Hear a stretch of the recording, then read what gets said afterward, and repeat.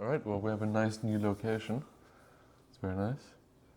Yeah, today we are in Soho, Shanghai. Yeah. So it's a very typical shared office Correct. space. There are plenty of those in China, and actually it's quite good to really small businesses come here, That's true. come together, set That's up an true. office. And there's also always a very good exchange between small companies, and there's also some coffee table over there. Correct. And some people are active, so we are really here live. Yeah. Some people still working, although it's weekend. That's true. So You know, Leuchtturm 1917 made history this year at the Ambiente exhibition in Frankfurt, yeah, where our China team, Shanghai-based, went all the way there, flew all the way from Shanghai to Frankfurt to spend 3 days live streaming on Xiaohongshu yeah. from Germany to China. So I have two questions about this. Question one, what is live streaming? Question two, Cool. what is Xiaohongshu? Okay. Number one, live streaming is,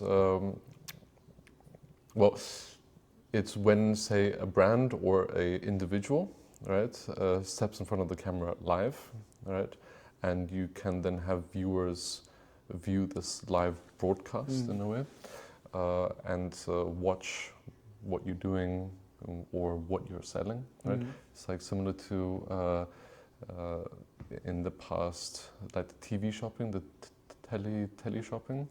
Tele shopping, yeah. Pretty big in Germany still, No? yeah. Right, so it's similar to that, where then you can watch it on the TV, and then at the end there comes a number and say, dial this number and you can buy this product. Xiaohongshu is a Chinese e-commerce and social media platform, right? Where it's similar to, say, Instagram, where you can post your own posts, right? Or a brand/company can also use this platform to promote themselves, and you can use KOLs and share content within each other. And a function of Xiaohongshu is that you can then live stream directly, right? And another function is that you can also sell your products on Xiaohongshu, right? So while we're live streaming, we can generate income at the same time. So basically what you did is you made a live streaming from the fair in Germany. Correct. For the Chinese market. Correct. Okay, clear. Yeah. And it was the first time because no one, not that I know currently, brand in our product category has done this before, right? Live streaming here, 99.9% of brands and companies do that here, because if you don't live stream in China, then you're missing out, right? Because number one, you can generate sales, but number two, you can get instant feedback from your consumers, right? And advertise and show your brand and the capabilities, say, right, to new fans. Exactly, that's an interesting point. So what is the important difference between, let's say, having an offline shop or online shop and having a live stream? Sure. Okay. Live streaming. So say I'm live streaming right now and you're watching me, right? And say you don't know what my brand does, right? And let's use Leuchtturm 1917 for this example. So you can directly, on the stream, you can see what I have to offer, right? And say that, okay, you want to look at a A5 notebook, dotted hardcover in navy color, right? And then I see your comment. I'm like, okay, right, Axel, hi, right? I'm gonna bring it out, right? And then I can show you, right? And then I tell you all about the product details, right? About how many pages there is, what is the weight, what is the functionality of it, right? What makes Leuchtturm 1917 stand out from others, right? So before you buy, and say maybe at the end you don't like it, so then you want to return it, right? Before you make that decision, you can already somewhat see it, right? It's not live, of course, right? Because actually touching it with your own hands and seeing it physically is very, very different, sure, right?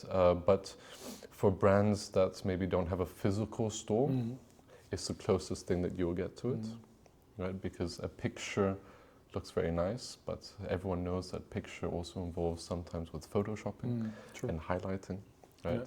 And with a live stream, you can also put filters on, right? But it's the most realistic interaction that you will get if it's not physical. So it's a more interactive sales, basically. Very much so. Selling and marketing in one go, basically. Correct. Yeah. Okay. Yeah. So how big is it in China? Do you have some background information about the market? How big is it here? It's huge. It's this big. From my understanding is that at least this year it will become a $1 trillion yuan market, right? The live streaming industry, right? Xiaohongshu or live streaming itself has been happening in China for a long time, right? 6-7 years at least. So right? basically, if I recall it right, $1.1 trillion expected forecast this year. Okay, right. So That's even more than I thought. Really tremendous. And what is also interesting, because of course it's not a business without risks. Sure. There are some categories which are suffering a bit because it comes with high return rates and so on. Sure. But especially I think for smaller companies which are focusing on quality, which want to show the difference, Sure. it's a very, very interesting Very way much so. Very much so. I mean, one thing that I found really interesting is that while my colleague and I, we were at the Ambiente Fair, is that we were the only ones live streaming. Right? So on one side, I felt very honored that Lewisham 1917 had this moment to shine, right? Because I would say, 100% of people that walked past us, they were like, what the hell are they doing there? They're talking to a camera, right? And there's a lot of energy and there's a lot of hand movements, right? And they're showing products and they're flipping it and turning it and everything. And then they looked into because we always live stream with 2 phones, right? One which is filming us and one where we can read the comments. And they then looked and said, oh, okay. But still, I would say maybe more than 50% of people still had no idea what we're doing. So my point is that it was interesting to see that, number one, we were the only stand, because here in China, if you go to any exhibition, 99.9% of all brands and stands are live streaming, because why not, right? You have one part of the exhibition where it's face-to-face, people-to-people, right?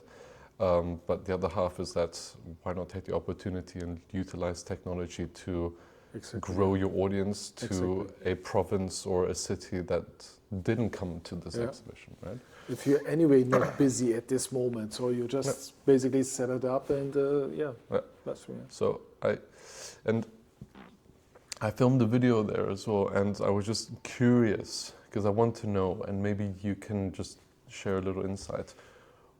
Why hasn't this live streaming started, or it probably would, no, it is starting now in Europe, but why did it take so long to get?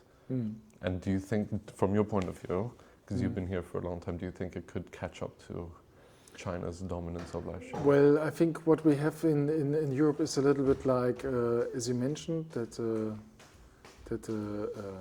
teleshopping is very, very strong and very active, right? So there's a lot of this going on basically, and the teleshopping is also something which is still there and which is used by many, many companies. For instance, there's a company I talked to last year, Barbara Klein. I think it's not a really old business. I think she just started like 10 years ago, right?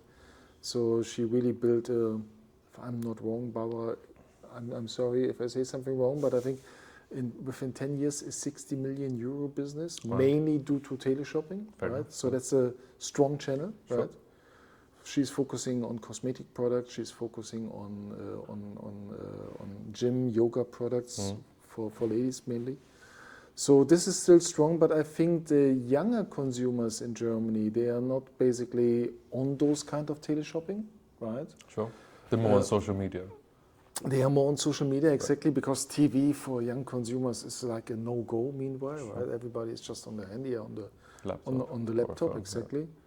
And I believe that something like TikTok has a longer history in China than it has in Europe. True.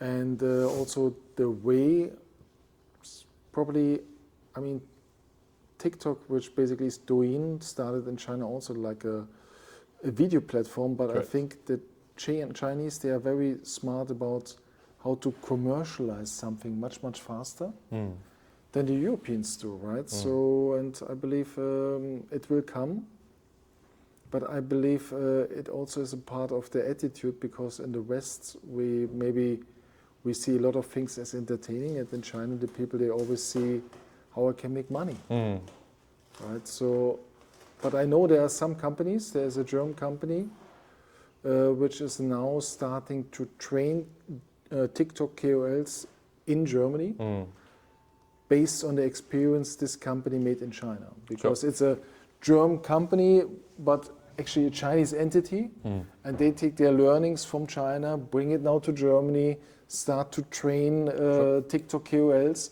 So it's definitely a trend, but I think it's just a different kind of business culture. I believe that, I mean, this is what I said to our colleagues back in Germany, is that you guys should start now, at least to learn about it. And then the only reason why, right, and I think it's a very valid reason, because our competitors aren't doing it. Yes. Right? Because if you start now, sure, you won't get as much reach at the beginning. You'll get maybe one viewer. Yeah. That's fine, right? But you constantly post content, right, as well, because that also brings followers, right, and likes and clicks. And you do it consistently, step by step by step.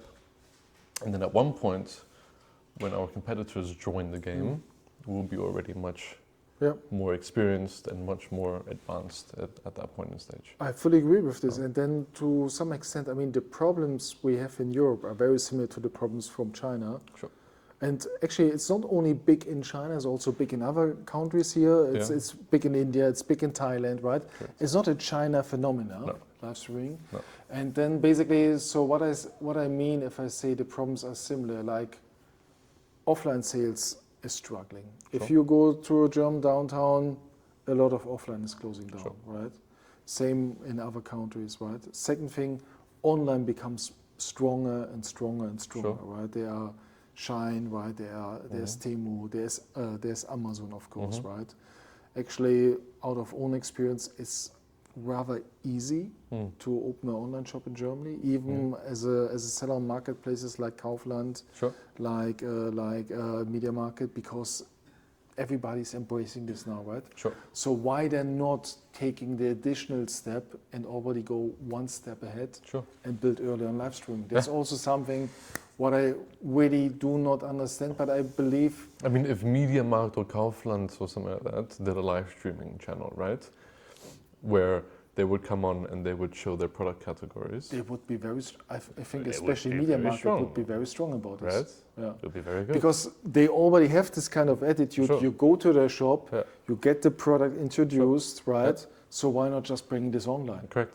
I mean, this is just the next step, right? So I believe there will be a lot of going on, but to some extent, the spark didn't... I think I'll give it... what I think is, if I go back to Abiente next year again, hopefully, that would be amazing. I think we would see maybe a bit more live streaming happening. I think so. Yeah. Within 5 years, 100%. Yeah. But I think it could even start already next year. It's also something, I mean, what I like about live streaming, there are a lot of cons, right? Like return rates and this. But what I like is, basically, you need a phone. Sure. You need internet, you need a product, and you need an idea what you want to talk about. Correct. And then off you go. And then off you go. That's it. And there we go. Easy to copy. Easy to copy. Easy. Ganz gut.